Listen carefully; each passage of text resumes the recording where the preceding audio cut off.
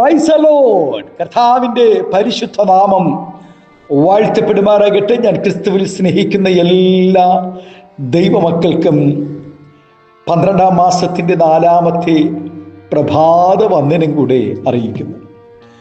ലോകമെമ്പാടുമായിരുന്നു കൊണ്ട് ഈ വചന സന്ദേശം ശ്രവിക്കുന്ന എല്ലാ ദൈവക്കുഞ്ഞുങ്ങൾക്കും, എല്ലാ ദൈവദാസന്മാർക്കും, ദൈവദാസിമാർക്കും എൻ്റെ ഹൃദയത്തിൻ്റെ ആഴമേറിയ സ്നേഹത്തെയും വന്ദനത്തെയും നന്ദിയും ഒപ്പം പ്രാർത്ഥനയും അറിയിക്കുന്നു. പ്രാർത്ഥനയോടുകൂടെ ഈ പ്രഭാതവും ദൈവസന്നിധിയിൽ നമുക്ക് അടുത്തു ചെല്ലാം. മത്തായിയുടെ സുവിശേഷം 17-ാം അധ്യായത്തിൽ പ്രകാരം വായിക്കുന്നു, അവർ തലപൊക്കി നോക്കിയാറ് യേശുവിനെ മാത്രമല്ലാതെ ആരെയും കണ്ടില്ല. ഒരിക്കൽ തിരഞ്ഞെടുക്കപ്പെട്ട അപ്പോസ്തലന്മാരുമായി യേശു ഉയർന്ന മലയിൽ പ്രാർത്ഥിക്കുവാൻ പോയി. പ്രാർത്ഥിച്ചു ശിഷ്യന്മാർ ഉറങ്ങിപ്പോയി. എന്നാൽ പ്രാർത്ഥനയിൽ യേശുവിൻ്റെ വസ്ത്രം മിന്നുന്ന വെണ്മയായി തേജസ്സു കൊണ്ട് നിറയപ്പെട്ടു. മോശയും ഏലിയാവും യേശുവിനോട് സംസാരിച്ചു കൊണ്ടിരിക്കുന്നത് ഉറക്കമുണർന്ന ശിഷ്യന്മാർ കണ്ടു ആശ്ചര്യപ്പെട്ടു. അത്യന്തം വിസ്മയകരമായിരുന്നു ആ കാഴ്ച. പെട്ടെന്ന് മറ്റൊന്നും ആലോചിക്കാതെ താൻ 3 കുടിലുകൾ ഉണ്ടാക്കുവാൻ അവൻ താല്പര്യപ്പെടുന്നതായി യേശുവിനോട് പറഞ്ഞു. ഉടനെ സ്വർഗത്തിൽ നിന്നും കേട്ട ശബ്ദം നിമിത്തം ശിഷ്യന്മാർ ഭയപ്പെട്ടു നിലത്ത് വീണു. അവർ തലപൊക്കി നോക്കിയാറേ യേശുവിനെ മാത്രമല്ലാതെ മറ്റാരെയും അവിടെ കാണുവാൻ കഴിഞ്ഞില്ല. നാം പ്രതീക്ഷിക്കുന്നവരും ആഗ്രഹിക്കുന്നവരുമായ എല്ലാ വ്യക്തികളും ഒരു സമയമാകുമ്പോൾ നീങ്ങിപ്പോകും. നാം ആശിക്കുന്നവർ, നാം ആഗ്രഹിക്കുന്നവർ, നാം പ്രതീക്ഷിക്കുന്നവർ, നാം സ്നേഹിച്ചവർ, നാം കരുതിയവർ എല്ലാവരും നീങ്ങിപ്പോകും. എന്നാൽ എപ്പോഴും നമ്മോട് കൂടെ കാണുവാൻ കർത്താവ് മാത്രമേ ഉണ്ടാവുകയുള്ളൂ. കാരണം കർത്താവ് നമുക്ക് ഉറപ്പ് തരുന്നു, ഞാനോ ലോകാവസാനത്തോളം എല്ലാ നാളും നിങ്ങളോട് കൂടെയുണ്ട്. നമ്മുടെ ആരോഗ്യവും സുഖസൗകര്യങ്ങളും സമ്പത്തും എല്ലാം മാറിപ്പോകും. എന്നാൽ നമ്മുടെ മരണനിഴലിൽ താഴ്വരയിൽ പോലും നമ്മുടെ ദൈവം നമ്മെ കൈവിടുകയില്ല. 16-ാം സങ്കീർത്തനക്കാരൻ പാടുന്നു, ഞാൻ യഹോവയോട് പറഞ്ഞത്, നീ എൻ്റെ കർത്താവാകുന്നു, നീ ഒഴികെ എനിക്കൊരു നന്മയുമില്ല.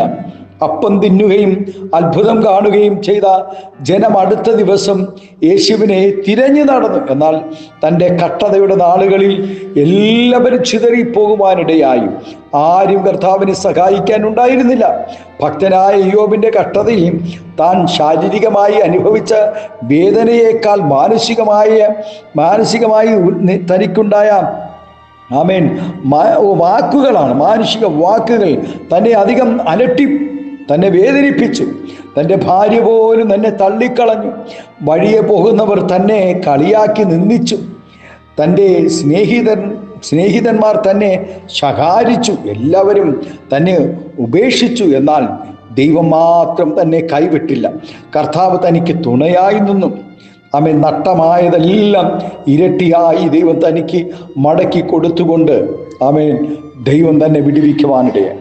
ഒരുപക്ഷെ ഈ പ്രഭാതം ഈ സന്ദേശം കേൾക്കുന്ന ദൈവവൈതലേ, നിങ്ങളുടെ പലരുടെയും ജീവിതം ഇതുപോലെ ആയിരിക്കുകയല്ലേ? 38 വർഷം രോഗം ബാധിച്ച് കുളക്കരയിൽ കിടക്കുന്ന മനുഷ്യൻ്റെ രോധനവും വേദനയും മറിച്ചായിരുന്നില്ല. എന്നാൽ നമ്മുടെ കർത്താവ് നമ്മോട് പറഞ്ഞിട്ടുള്ള ഈ വചനം നാം ധ്യാനിക്കുന്നത് നമുക്ക് ആശ്വാസമായിരിക്കും. ഞാൻ നിങ്ങളെ അനാഥരായി വിടുകയില്ല, ഞാൻ നിങ്ങളെ അടുക്കൽ വരും.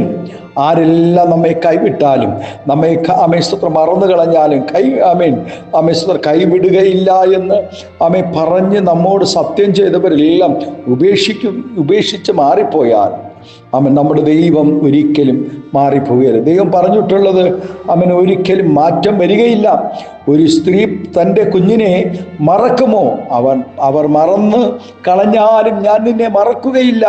ഞാൻ നിന്നെ ഉള്ളം കയ്യിൽ വരച്ചിരിക്കുന്നു. നിന്റെ മതിലുകൾ എല്ലായ്പ്പോഴും എൻ്റെ മുമ്പിൽ ഇരിക്കുന്നു. ആകയാൽ പ്രിയ ദൈവവൈതലേ, സങ്കീർത്തനക്കാരൻ പാടിയതുപോലെ, അതുകൊണ്ട് നീ ഒഴികെ ഒരു നന്മയും നമുക്ക് വേണ്ട എന്ന് നമുക്കും ധൈര്യത്തോടുകൂടെ പറയാം. പറയാം. ഹല്ലേലൂയ.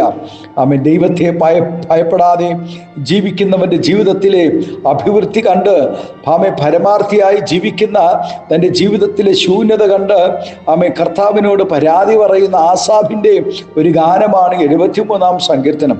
എന്നാൽ രണ്ട് കൂട്ടരുടെയും അന്ത്യം ദൈവം വെളിപ്പെടുത്തി കൊടുത്തു. അപ്പോൾ ഭക്തനായ അറിയാതെ പറഞ്ഞുപോയി, സ്വർഗത്തിൽ എനിക്ക് ആരുള്ളൂ, ഭൂമിയിലും നീയല്ലാതെ ഞാനൊന്നും ആഗ്രഹിക്കുന്നില്ല. ദൈവമില്ലാത്തവൻ വഴുവഴുപ്പിൽ നിൽക്കുമ്പോൾ താൻ ഉറച്ച പാറമേൽ നിൽക്കുന്നതായി സ്തോത്രം തനിക്ക് ബോധ്യമായി. യഹോവ അല്ലാതെ ദൈവം ആരുള്ളൂ? നമ്മുടെ ദൈവം ഒഴികെ പാറയായ ആരുള്ളൂ? അതേ ദൈവ പൈതലേ, ഈ പ്രഭാതം നമ്മുടെ ജീവിതത്തിലും ആരൊക്കെ ഉണ്ടെന്ന് പറഞ്ഞാലും, ആരൊക്കെ സഹായിക്കാമെന്ന് പറഞ്ഞാലും, ആരെല്ലാം നാം വിശ്വസിച്ചാലും അവരെല്ലാം ഒരു കാലഘട്ടത്തിൽ മാറിപ്പോകും. ആരെല്ലാം നമ്മെ മറന്നു കളഞ്ഞാലും, ആരെല്ലാം മാറിപ്പോയാലും, അവരെല്ലാവരും നമ്മെ സ്തോത്രം ഹല്ലേലൂയ മറക്കട്ടെ, സ്തോത്രം ഹല്ലേലൂയ ഓർക്കാതിരിക്കട്ടെ, സഹായിക്കാതിരിക്കട്ടെ. നമ്മുടെ കർത്താവ് മാത്രം നമ്മോട് കൂടെ ഉണ്ടാകും. അപ്പോഴെല്ലാം സ്തോത്രം ഹല്ലേലൂയ നമുക്കും പറയുവാനിടയാകും. ഹല്ലേലൂയ. ഭക്തനോടുകൂടെ നമുക്കും പറയാം, നമ്മുടെ തല ഉയർത്തി നോക്കി നമ്മുടെ അരികിൽ കർത്താവ് ഉണ്ടാകും. നാം ലോകമെമ്പാടും നമ്മുടെ തല ഉയർത്തി നോക്കണ്ട, നമ്മുടെ തല ദൈവമുഖത്തേക്ക് നോക്കാം. എൻ്റെ കണ്ണ് പർവ്വതങ്ങളിലേക്ക് ഉയർത്തും, സഹായം എനിക്ക് ആകാശത്തെയും ഭൂമിയും ഉണ്ടാക്കി യഹോവയിൽ നിന്ന് വരും. നമ്മുടെ കണ്ണുകളെ ദൈവസന്നിധിയിലേക്ക് പ്രാർത്ഥിക്കാം. സ്വർഗീയ പിതാവേ, സ്നേഹവാനായ ഞങ്ങളുടെ നല്ല ദൈവമേ, അനുഗ്രഹം പ്രശാന്തമായ നല്ല പ്രഭാതത്തിനായി നന്ദി പറയുന്ന ഈ പ്രഭാത വിവചന സന്ദേശം ശ്രമിക്കുന്ന എല്ലാ ദൈവകുഞ്ഞുങ്ങളെയും അനുഗ്രഹിച്ച് പ്രാർത്ഥിക്കുന്നു. നാഥാ, തല ഉയർത്തി നോക്കുമ്പോൾ വിടുവിക്കുവാൻ ആരുമില്ല എങ്കിൽ എത്ര ഭാരമായിരിക്കും കർത്താവെ. നാഥ, ഈ ദിവസങ്ങൾ തൻ്റെ കുഞ്ഞുങ്ങൾ തല ഉയർത്തി നോക്കുമ്പോൾ യേശുവിനെ കാണുവാൻ കർത്താവെ അങ്ങ് കൃപ ചെയ്യണമേ എന്ന് പ്രാർത്ഥിക്കുന്നു.